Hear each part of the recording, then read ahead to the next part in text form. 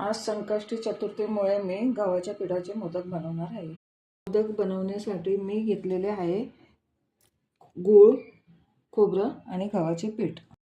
तेल वतलेलं आहे। आता मी गूळ आणि खोबरं त्यात टाकणार आहे परतून घ्यायला।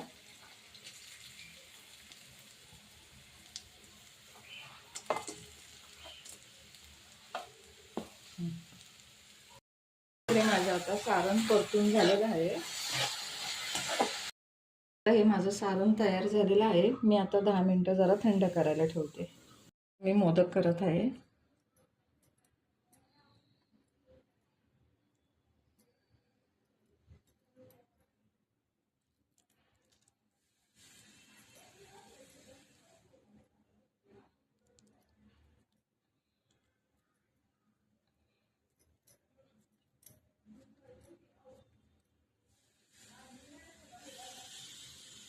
आता हे मोदक तयार झालेले आहे। आता मी हे तळून घेणार आहे।